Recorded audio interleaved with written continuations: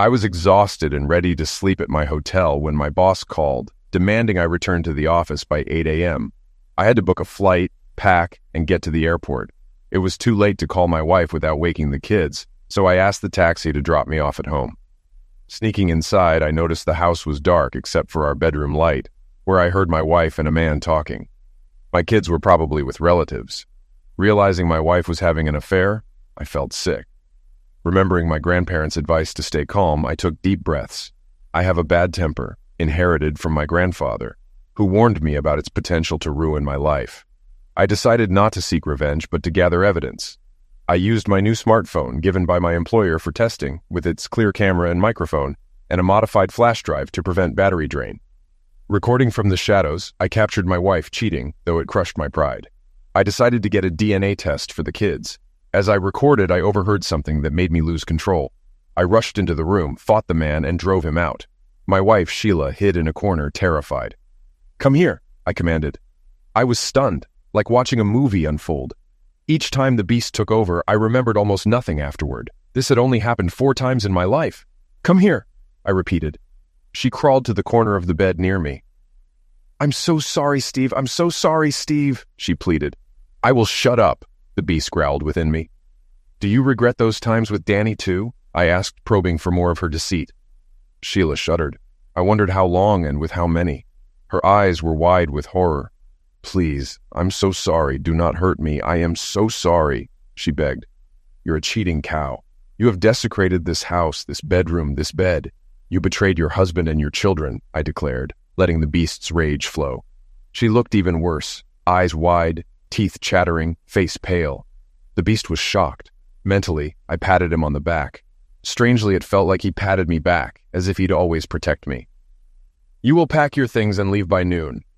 Take all the bedroom furniture, especially this bed. Leave my things neatly on the floor. Respect my things. Understand?" I demanded. "How will I do all this?" she asked, her voice shaking. "I don't care. Maybe ask your crazy brothers I lent money to. By noon," the beast roared through me. "Yes, by noon. I understand," she whispered in defeat. Sheila shook and covered her head. The beast took control, grabbed my bags, and headed to the car. I noticed Mark was gone. The beast tossed my bags into the trunk and put me in the driver's seat. Regaining control, I saw in the mirror my nose was broken, ruining my looks. I drove to the hospital. The doctors found I had a broken nose, 2 broken ribs, a possible concussion, and several bruises and puncture wounds. They wanted to admit me, but I refused since I had to be at work in 2 hours. The police were called. I told them I was the sufferer but couldn't remember much. I insisted I was seriously injured and the other party was fine since I didn't see Mark in the emergency room. They tested me and I was clean. As a local and employee of a major company, they let me go. One officer's sister worked at my company. I explained I was urgently called back to work. Given the economy, they didn't want to damage a big employer without cause. They trusted me, and I left. At work, I went to my boss's office. Audrey Hammer, the VP, had a full bathroom there. I showered and went to bed, still not feeling any pain. I arrived at the office and saw Steve's car. As our best troubleshooter, he was underpaid and undervalued. I wanted to change that, but it meant dealing with my older brothers who co-owned the company. Steve wasn't at his desk. I hoped he made coffee and went to my office, finding his luggage and him asleep on my couch. I admired his looks. He's one of the most handsome men I know. Unlike me, prematurely graying and looking older than my age, Steve is oblivious to his charm. I approached the sofa and gasped. His face was bruised purple and black, with a metal splint on his nose. I touched his shoulder and his eyes opened. Initially scary, but then gentle as usual. "Steve, what happened to you?" I asked. "Let's just say I came home to surprise my wife, but she surprised me more. Know any good divorce lawyers?" Steve replied. "Yes, Heather Alexander. She was my college roommate and owes me a favor." Audrey called Heather. "Morning, Heather. I need your help for a friend who needs a divorce lawyer. Can you see him this morning?" "Thanks. See you soon." Turning to Steve, she said, "She'll make time for you. Now, what happened?" "Audrey, we have a lot of work today. How about you sit with me while I talk to Heather so I don't have to repeat myself?" Steve suggested. "Okay, Steve. But I want the full story," Audrey agreed. Steve was the best assistant I could hope for, making this job bearable. Audrey and I worked for an hour fixing her brother's mess. The company would be twice as successful without them. Heather arrived, and I told my story, omitting details about the beast. I claimed I blacked out with rage and showed them the video. Mark asked Sheila, "Am I more important than your children?" Sheila replied, "I'm yours. I don't care about them." Heather and Audrey were shocked. I growled, "Heather, I want full custody of my kids, even if it means sacrificing our assets. I don't want to pay child support. My kids are with their parents, and I want to pick them up. Steve, I'll do my best, but even with this evidence, full custody is tough. Your wife might claim she spoke in the heat of the moment. I'll draft preliminary documents, give my card to your wife, and have her lawyer contact me. Stay calm and avoid more mistakes. Understand?" Heather looked serious. "I'm sorry, Heather. I lost control. I'll stay calm. Thanks for representing me." "Audrey says you're the best," Steve said. Audrey and Heather exchanged a few words in private before Heather left. We'd been working together for a couple of hours when I suddenly got extremely nervous. I realized the beast was anxious about Sheila leaving my house by noon. I wanted to let her stay, but the beast had other plans and seemed out of control. Oh no. "Audrey, I have a personal matter to handle. It should only take an hour or two. I'm sorry, but can I leave? I'll be back as soon as I can," Steve requested. "No problem, Steve. You've been a great help. Just come back quickly," Audrey replied. I ran to my car, worried the beast might take over again. When I arrived home, there was a rental truck and Sheila's brothers moving the mattress. 2 police cars and 3 officers were also there. I grabbed my laptop and approached the police. "Officers, I have a recording to show you about last night. May I?" I asked. "Are you Steve Blaine, Sheila's husband?" the police sergeant asked firmly. "Yes, I am, Sergeant. I'll answer all your questions. Could you please watch this recording?" They seemed ready to cuff me, but the sergeant had compassionate eyes despite her tough demeanor. "Okay, Mr. Blaine, we'll watch it, but stay where you are," she ordered. "You have my word, Sergeant," I promised. I started the recording and turned up the volume. Even some neighbors watched. When Sheila's voice said, "I don't give a damn about them," Sheila dropped the box she was carrying. We all looked over as she picked up her things. I noticed a bag of white powder fall out of the box. "I saw something suspicious, Sergeant," I said. She saw it too, and ran towards Sheila, calling for backup. I remembered a scene in the recording and zoomed in on a small mirror with white powder streaks on the bedside table. I showed this to an officer who called the sergeant over. She then handcuffed Sheila, who cried and sobbed. Her brothers watched in shock. The sergeant ordered them to finish their work as 2 officers took Sheila away. "Sergeant, what just happened?" I asked. "Your wife was arrested for possession of prohibited substances. It's powder. We'll test it to confirm," the sergeant explained. "What about my children? When can I see them?" I asked, looking frantic. "Where are they?" she asked, concerned. "Probably at my wife's parents' house about 5 miles from here. These are your children. Your wife is in custody. If I were you, I'd go get them," she advised. "Of course I need to pick them up. I love them. But what if there are problems? I don't want an ugly scene in front of my kids," I worried. The sergeant's worried look cleared, and she seemed relieved. "I'll stay here until they finish, and then follow you to your relatives. There will be no violence, but I need a full statement of your injuries." "Okay. I came home to find my wife with Mark Grossberg. I recorded it for proof. When my wife said something terrible about our kids, I blacked out. The next thing I knew, I was yelling at her to leave by noon. I went to the hospital after that. I don't know how I got injured or if I hurt Mark." I handed her my hospital documents listing my injuries. She whistled. "Does anything hurt?" she asked. "Strangely, no. I know the pain will start eventually, and I'm not looking forward to it." "By the way, you have the most beautiful eyes," I replied. Feeling dizzy, I leaned against her patrol car. "Maybe I should take you to the hospital," she suggested. "I'm just tired and only slept for 2 hours. I need to pick up my kids and get back to work. We have a daycare at work, so it'll be fine," I explained. "Okay, but I'll take you to your wife's parents," she said. "Whatever you say." My soon-to-be ex-brothers-in-law were finally done. I locked the house and got into the patrol car. During the drive, the sergeant offered some advice. "If I were you, I'd get temporary custody and a restraining order against your wife, preventing her from entering the family home or seeing the kids. Right now, while she's in jail, you have control. Use this time wisely," she advised. "I will," I said. I called Heather, explained the situation, and shared the sergeant's advice. She assured me she'd handle everything by 11 tomorrow. I started calling the sergeant by her first name, Rosemary, and even flirted a bit. She gave me some strange but not hostile looks. "Aren't you too happy for someone in this situation?" she asked. "I'm going to pick up my children. I thought I wouldn't see them for weeks. I have good people helping me. Why let my wife's betrayal hurt me more than it already does?" My marriage fell apart, but I'm not wasting time. I'm going to enjoy life and my kids. In other words, I'm going to stop and smell the flowers, Rose, I said, wiggling my eyebrows at her. I don't know if you're smart, crazy, need a doctor, or maybe I just need sleep, she remarked. There was no confrontation at my mother-in-law's house. Rosemary told them to give us the kids, and we left. They never liked or respected me, and I suspect they knew about Sheila's betrayal. My kids were thrilled to see me and excited to ride in the police car. Hope, my oldest at 5, wanted to hear the siren. Luke, the youngest at 3, wanted to ride on Rosemary's lap. Introducing her as Aunt Rosemary didn't help. She gave me a look full of disappointment and humor. Aunt Rosemary, are you going to come to our house? Hope asked. I can't, honey, I'm too busy, Rosemary replied. What shifts do you work, Rosemary? I asked. I work from 8 to 5 all week, she answered suspiciously. Then you can come to dinner tomorrow night at 6:30. Hope, you can show Aunt Rosemary your doll collection, I suggested. That's great, Daddy, Hope said. Steve, Rosemary began. You don't want to upset Hope, do you? Not now. I gave her an innocent look. Okay, what do you want for dinner, Hope? Rosemary asked. Chicken. We'll have chicken, Hope decided. I'm doing this for the kids' sake. You seem a bit off, so I better keep an eye on you. Should I bring anything, Hope? Rosemary asked. What should Rosemary bring?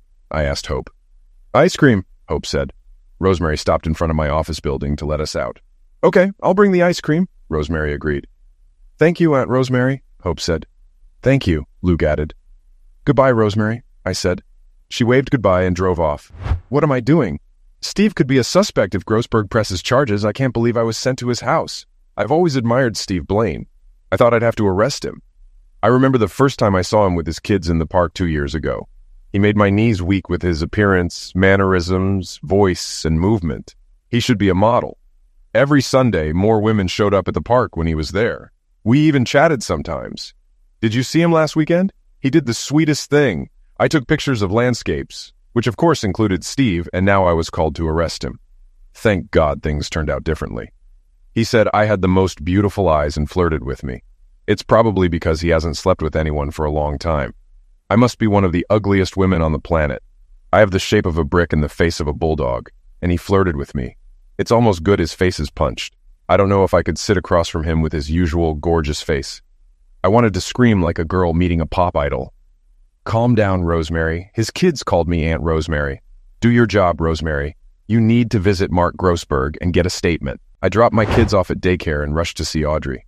My behavior was odd, possibly from lack of sleep or the beast, but I felt more persistent and flirted with Rosemary. I should be grieving my marriage, but it felt like it ended long ago. Something was blocking my pain, and I hoped it lasted. Audrey and I finished our work that day. Audrey, I think I'll be exhausted tomorrow. Can I take a day off? Sure, Steve. I might call you, but you can stay home. I'm sorry about your situation. Good night. Good night, Audrey. My broken ribs worried me the most since they could limit my mobility, and I needed to take care of my kids. We took a taxi home, and I ordered pizza for dinner. Hope and Luke asked about their mom. I explained that Mom and Dad had a big fight, but we both still loved them very much. Because of the fight, Mom would stay at their grandparents' house. It's okay, Daddy, as long as you stay with us. We are tired of staying at our grandparents' house. Both kids hugged me tightly. I realized they spent many nights with their grandparents, likely when Sheila was cheating. The beast growled inside me. That night, I found an emergency nanny service and arranged for someone to come at 7 a.m. I hid the key under the doormat, anticipating my lack of sleep and pain might make it hard to get up. I transferred most of our savings from joint accounts to my own checking account and canceled our joint credit cards. I considered emptying our safe deposit box since I had the only key, but decided to think about it. We all slept in the guest bedroom's double bed, so I wouldn't have to run down the hall if the kids woke up. This morning, Luke and Hope woke me up. Dad, someone is ringing at the door. Just then, my phone rang. Mr. Blaine, this is Gloria from the nanny service. Are you home? Yes, Gloria, thanks for coming. I'm a bit tired. I put the key under the doormat. Please come in and go upstairs. Of course. I'll come now.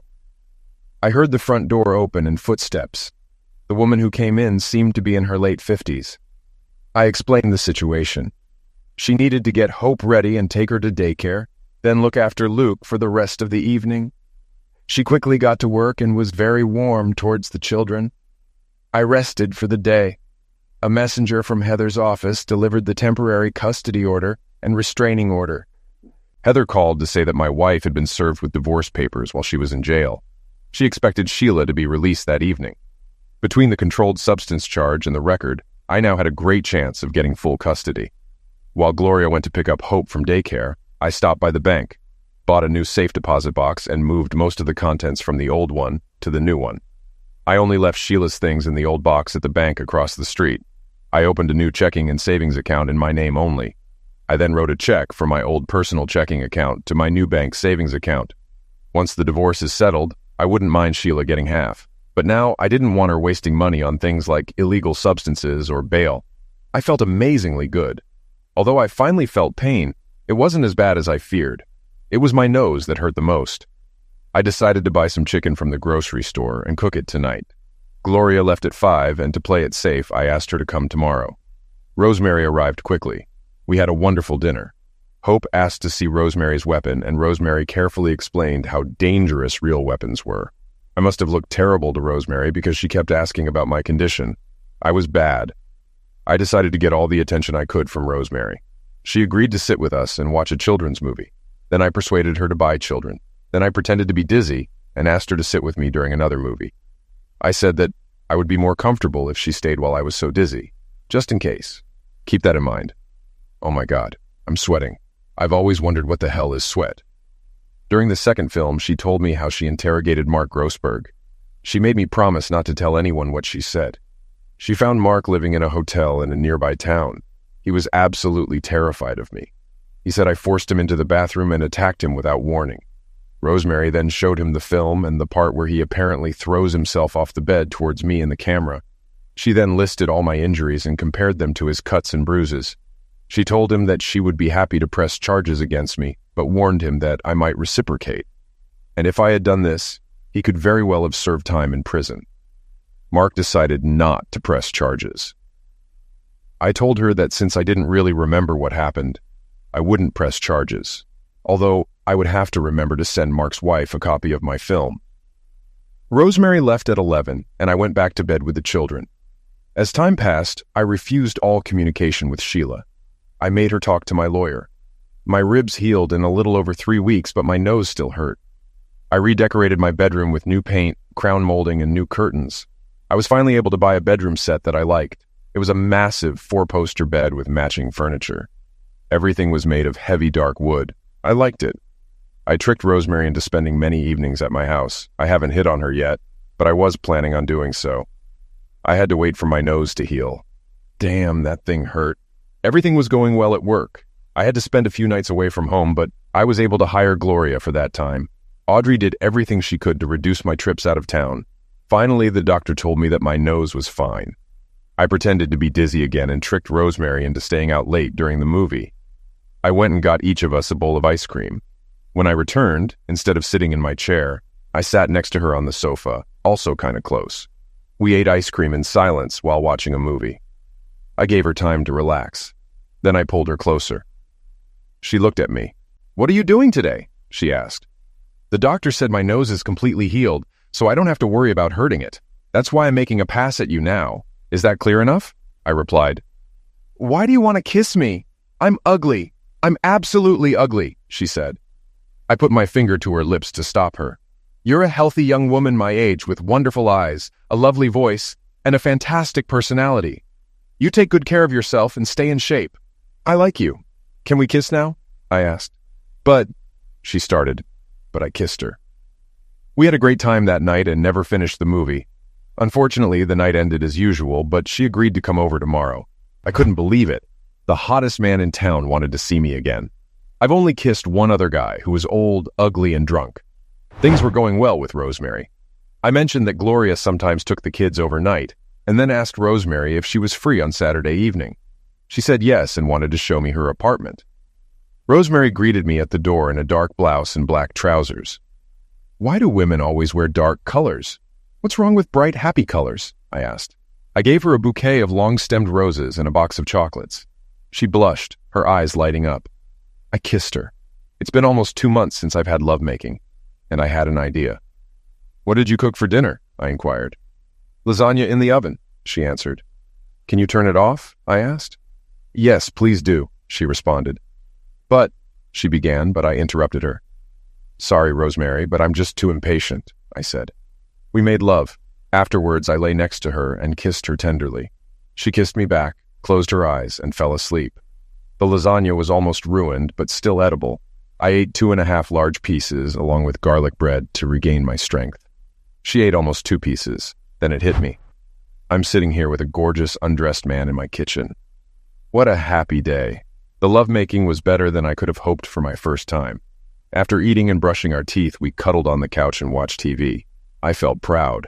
Ugly old Rosemary Hoover Watkins had driven a gorgeous guy crazy. The phone rang nonstop for 15 minutes. It was my neighbor and friend Beth screaming in my ear. "Rosemary, are you okay? We're all outside your door ready to break it down, but we decided to wait since you're a cop," Beth said. "Honey, everything is fine." I pressed against Steve's chest. "I have a friend visiting. So sorry if we disturb you tonight," I replied. "Is it that gorgeous guy from yesterday?" she asked. "Yes, indeed it is." Steve leaned over and kissed me. Outside, I heard laughter, cheers, and whistles. Most of my neighbors were single women, and I made friends with them.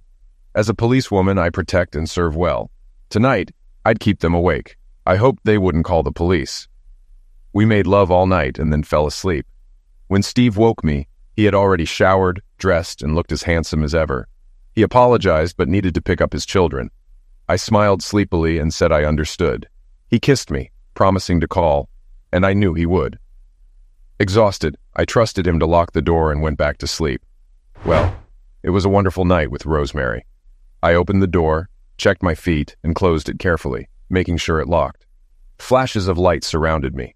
5 women, some with cameras, stood there clapping and applauding. Feeling a bit awkward, I bowed and thanked them. Then they all extended their right hands like queens. I walked down the hallway humming an old Irish tune my grandfather taught me and heard them sigh behind me. The next few months were pleasant. I didn't spend many nights with Rosemary because of Hope and Luke, but the ones I did were wonderful. However, there were 2 problems in our relationship. The worst was her emotional distance. We'd make progress, but then she'd retreat behind mental walls. The lovemaking was great, but the emotional connection was lacking. Another issue driving me crazy was her constant dark clothing. She always wore black or dark gray, sometimes a white blouse, which felt just as somber. I wanted to shake her and scream, "Dress in happy colors, stop looking like you're going to a funeral." My divorce was moving forward, and we had a date with the judge. Heather proposed a settlement, but they refused, despite her warning that they were lucky to get that offer. From Heather, I learned my wife's infidelity started about 6 months before I caught her with Mark. My ex-friend Dan invited her to a party while I was out of town, where he got her drunk and gave her illegal substances, lowering her carnal inhibitions. This led to a 2-month affair of wild parties whenever I was away. Fearing I'd find out, Dan handed Sheila over to Mark, and she continued cheating until I caught her. Sheila was convicted for illegal substance use and entered rehab, still undergoing therapy. She had a delusional idea that I'd forgive her or agree to joint custody. To convince me, she told her story to Heather and offered to have her therapist talk openly with me. Despite our unsatisfactory bed life, she willingly slept with Dan and Mark. She didn't take substances when I was home, indicating she knew she needed help but chose not to seek it. Instead, she neglected me and our children, often leaving them with her parents when I was away. My grandparents fought for 4 years to get me out of foster care after my parents died, improving their health and financial situation to gain custody. In contrast, my wife gave our children to her parents to have affairs. Her parents never liked me or our children, thinking I was too pretty and not manly enough for their daughter. They were strict with our kids, trying to toughen them up, assuming beauty meant weakness. They'll never see my children again, and my ungrateful relatives will no longer benefit from my money. The day of the divorce finally arrived. In court, we presented our evidence to the judge, who watched the video and examined both of us. She seemed to think my wife was crazy and granted the divorce under Heather's original terms. This upset Heather, but I was satisfied. My ex-wife received half of our assets and retirement accounts, but not my company pension. I had to pay her half the equity in our house. I got full custody of the children, while Sheila received 2 4-hour supervised visits per month. Neither of us paid child support. I also had to keep her on my health insurance for 5 years unless she remarried. I deducted the loans I gave to her family from her half of the assets, leaving her with about $350,000, excluding retirement accounts. She also had to pay her own lawyer and her share of legal fees. Heather didn't charge me for her services, saying she owed Audrey for all the good things she'd done for her and knew I had supported Audrey for years. Mark Grossberg left the state, and his wife filed for divorce. Dan, my ex-friend, moved across town and changed offices. When he sees me, he avoids me. Shortly after the divorce, Rosemary left me, wanting to remain friends but not seeing a romantic future. I was sad, but noticed she always held back emotionally. A couple of weeks later, she told me she met a local FBI agent. I wished her well, but we still met for lunches and occasional dinners. About a month after Rosemary and I separated, I was putting the kids to bed when I heard strange noises at the front door, whimpering and scratching. Thinking it was a lost dog, I opened the door to find Sheila leaning against the screen door, crying and scratching it with one hand. She had no coat or shoes, and it was around 1 in the morning. I carefully opened the screen door and carried her inside. She was unresponsive, and I hoped it wasn't due to illegal substances. Instead of calling the police, I decided she needed warmth. I ran a hot bath, undressed her, and put her in it, remembering her preferred temperature. She used to love soaking in the bath for hours, so I set it up as she liked. I even set up the swing-arm LCD TV with one of her old DVDs, I Love Lucy, which she used to watch when she was down. I made her a strawberry smoothie and brought a bottle of water. When I returned, I gave her a straw and told her to drink. She looked like she hadn't eaten in days, so I made her a grilled cheese sandwich and chips. She ate everything and drank the smoothie, but didn't say a word. She stayed in the bath for almost 2 hours, probably fearing I would throw her out. Finally, I brought her one of my robes. I firmly told her to stand and put on a bathrobe. Then I carried her to the guest bedroom and laid her on the bed. I brought her more Lucy DVDs and another bottle of water, telling her to relax and watch some shows. We talk in the morning. It was good that tomorrow was Saturday. I took her clothes to the laundromat and washed them. Then I fell asleep, wondering what was going on. In the morning, I decided to have the kids wake up Sheila. At 9, I took them to her room, telling them I had a surprise. They were excited to see their mother. Hope stood by the bed while Luke climbed on top of her. Sheila woke up to their cries of, "Mommy, Mommy." She held them close, expressing her love as if she hadn't seen them in years, despite recent supervised visits. They kissed, hugged, and tickled each other. It was sweet, but I couldn't forget her betrayal. Eventually, they calmed down and Sheila offered to cook them breakfast. They eagerly agreed, and she looked at me for permission. I nodded. I decided to give her more time with the kids, knowing they would soon want to watch TV or play a game. When they did, I sat down with Sheila at the kitchen table to talk. "Sheila, you can't stay here forever. I need to know what's going on."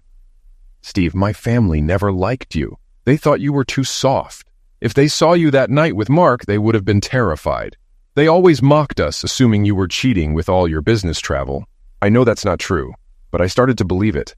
That night, Dan seduced me into a life of pills and lovemaking, and I lost sight of being a good mother and wife. My therapist is still helping me understand how I got here, but you probably don't care. At my parents' house, they exploited me, giving me all the heavy work and convincing me to lend them money. 2 days ago, I found out my father was writing checks from my account and gave my car to my brother without my knowledge. I feel like an idiot for trusting them and betraying you. First, we'll go to the bank, then file a police report. You don't have to press charges, but it might prompt them to return your property. Steve, Sheila, you listened to them and ruined your life. You're the mother of my children. Listen to me now, okay?" We got in the car and went to the bank. Luckily, Sheila found an old pair of dirty garden shoes. Otherwise, she would have been barefoot. She still didn't remember losing her shoes, having simply run away from her parents' house. At the bank, we discovered her father had stolen almost $100,000, leaving her with only $250,000. We then went to the police station, and I asked to speak with Detective Rosemary Watkins. She was surprised to see me with Sheila. We explained the situation, and she promised to look into it. Sheila's parents started calling me in a panic, but Sheila refused to talk to them. I had no problem being tough. All of Sheila's property was returned, including her car. They also had to pay back $25,000 immediately and signed a loan document for the remaining $75,000 over 10 years at 12% interest, using their home as collateral. After that, Sheila wanted nothing more to do with her parents or brothers. Steve, thank you for your help. I'm glad to see the mother of my children in a better place. Steve, I hurt you badly and still need therapy, but can I stay in the guest room to reconnect with my family? Sheila, I have an offer, but you might not want it. You caused me severe emotional trauma. If you stay, you must help around the house and take care of the children. I'll set strict rules to rebuild trust. Think carefully before accepting. Sheila flinched. I suggested she seriously consider it and discuss it with her therapist. Steve, please believe me, I truly regret my past actions. Sheila, I can't trust you anymore. One more thing. If you accept, the house will be under video surveillance. This will be hard for you, so don't accept lightly. Sheila accepted, though her therapist was against it. We agreed she would continue therapy. I set up a separate room for her and established strict rules. She went back on birth control and bought clothes of my choosing. I paid her a salary for housework and childcare, which the kids liked. I reconnected with Sheila without emotional attachment and kept strict limits. I confided in Audrey about my situation with Sheila. Audrey wasn't worried about Sheila, but about me, fearing my chaotic life would prevent me from finding true love. I told her about a woman I was interested in who was currently unavailable and that I had a plan for the future. Audrey felt relieved that I wasn't trapping myself with Sheila. Despite loving Steve, I saw him make some foolish decisions. However, he was more effective when he had a stable relationship. During the period between Rosemary leaving and Sheila's return, Steve wasn't as competent as usual. He was still better than most, but not at his usual high level. There was a tension in his eyes that was unsettling. Watching Steve is one of my few pleasures, and seeing him with those bruises was tough. The tension in his eyes now seemed even worse, so I should probably stop complaining about his personal life. I hope he finds happiness with the new woman he's interested in. When my brothers and I inherited the company, each got 25% of the shares, with another 25% sold publicly. Over the years, I bought back shares, increasing my stake to over 35%, while my brothers owned less than 20%. Steve's job was to secure another 16% of the vote to help me replace my older brother as CEO of Hammer Inc. He first secured the employees' 7% vote, as they knew who made the corporation successful. Steve's charm was effective in winning over the women who controlled more than half of the remaining shares. The transition was bloodless, and my brother retired to the Caribbean. I finally rewarded Steve with bonus checks and a promotion. Though I couldn't make him president, the deserving manager took that role. I invited Steve to dinner at a Hilton restaurant with the best prime rib in town.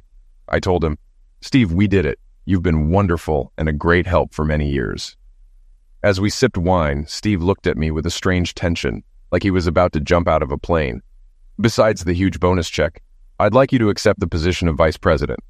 Audrey, you're doing a wonderful job running the company without interference.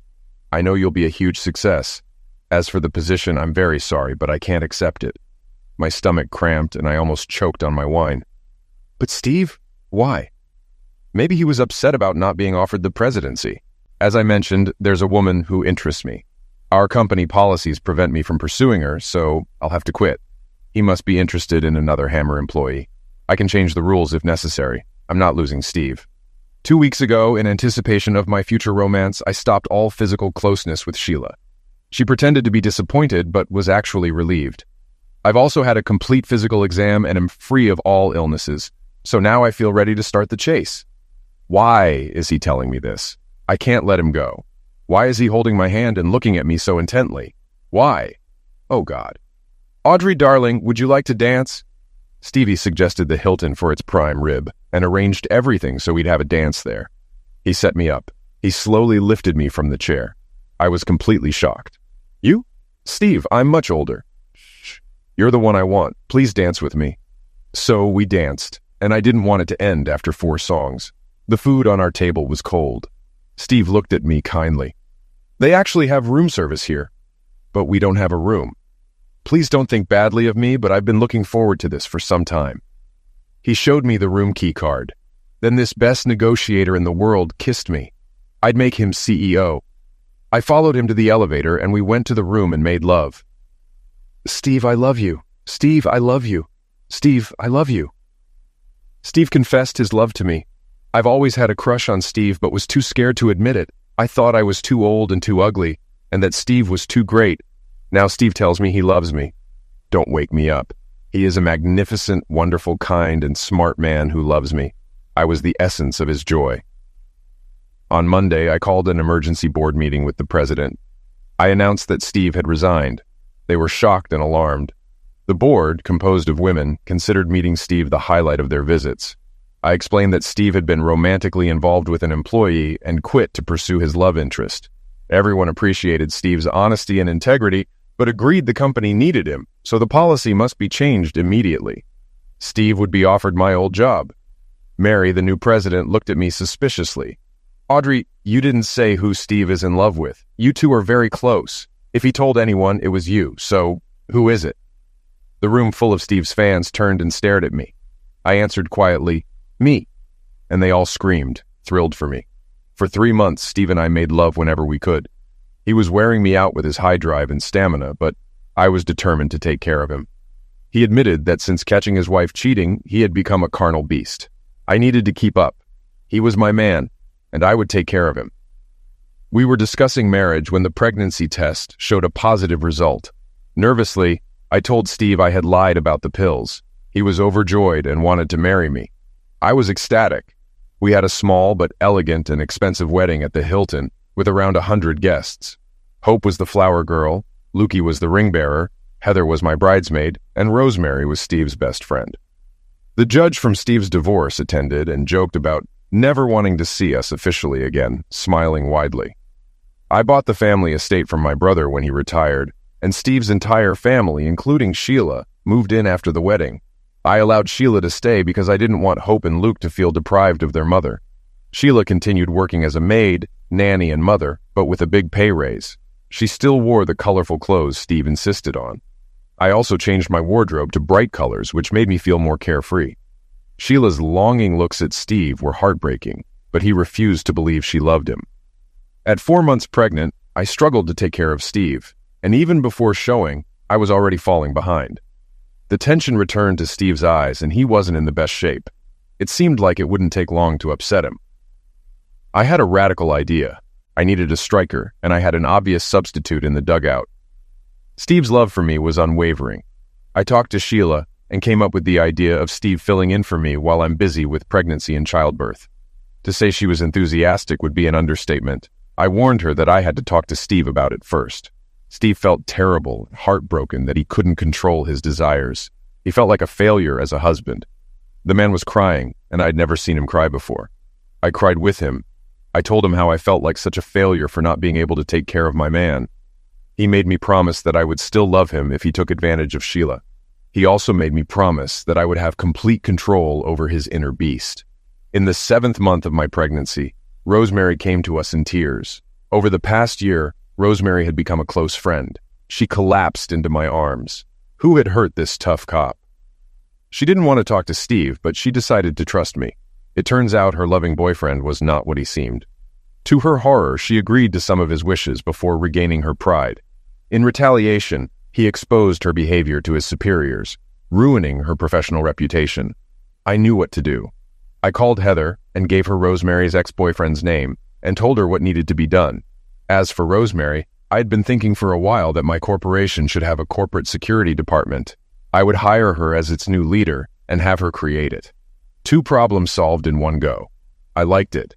Heather sued this stupid joker for everything he owned or would own for the next 20 years.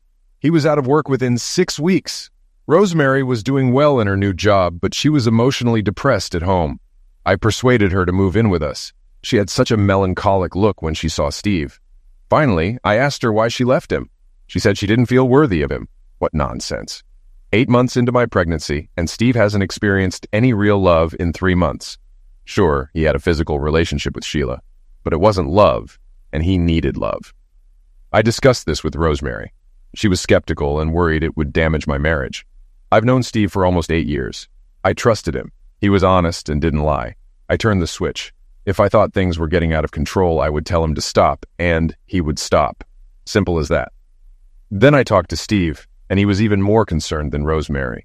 It took a lot of persuasion, but in the end, I convinced him. Can you imagine a wife having to persuade her husband to sleep with someone else? Steve also worried that I might want to sleep with someone else someday.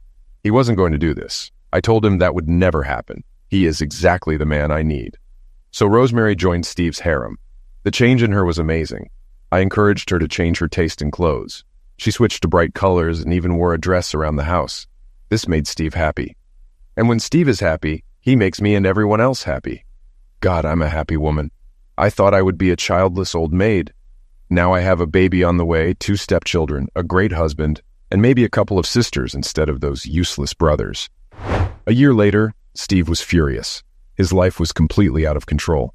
He loved it, but felt so guilty about it. Between Audrey and the Beast, it seemed like he had little to say about his personal life. The Beast loved Audrey. He needed someone to talk to, get advice from, and take back control. Steve's mind was still in turmoil over the change. His heart was opening up to Sheila again, and he was so afraid of it. Because of the Beast, Steve had difficulty getting outside help. So instead of talking to anyone, Steve decided to write it all down. Well, the Beast had a weakness. When Steve was with his kids, the Beast left Steve alone, and he wasn't completely under control. Steve was going to take advantage of this weakness. Another day, another dollar, I thought with annoyance. I must be the unluckiest psychiatrist in the country. I have 2 meetings today. The guy who called a while ago seemed crazy. I hope I can help him. It was time to get back to earning money. I opened my latest romance novel. My publisher wanted it written in 2 weeks, and I had 30,000 words left. The phone rang, startling me. Janice, my secretary, said my 2 o'clock was here. She seemed more than a little out of breath. I was forced to get up from my office chair. The man who entered was carrying a child in his arms, but he was absolutely great. I wanted him to be on the cover of my next novel. I tried to put a professional expression on my face again. Come on, Margaret, wipe the drool off your face and pay attention. Dr. Huff, I'm Steve Blaine, and this is my daughter, Victoria. I walked around my desk to coo at the baby. Not many people let me play with other children. He looked down at her with such love and tenderness. This man seemed perfect. Why could he be here? What can I do for you, Mr. Blaine? Please call me Steve. I have an unusual problem. I don't know if I have a split personality or not. I wrote a diary or a story of my life, if you will. It will probably take you some time to read it. Of course, charge me for this time. But please read this, and maybe we can meet at the same time next week. He looked at me with such despair. Hell, I'd give him my kidney if he asked. Of course, Steve, it will be fine. Same time next week? Over the course of a week, I read Steve's story. In fact, I read it at least 5 times and also looked at the photographs he included with the diary. Nowhere in this story did he describe the women in his life as less beautiful. I looked at one photo that was actually one of those family Christmas cards that people make that I would never have had the chance to take. It showed Steve sitting with 3 women, 2 children, and 1 infant, probably Victoria. They were depicted sitting on or next to a sofa. To his left sat an elderly woman, rather plain-looking, with Victoria in her arms. To his right was a woman who was completely unattractive and clearly pregnant. On the floor at his feet sat a woman in a pink maid uniform. She was also somewhat plain-looking. She was pregnant and had 2 children with her.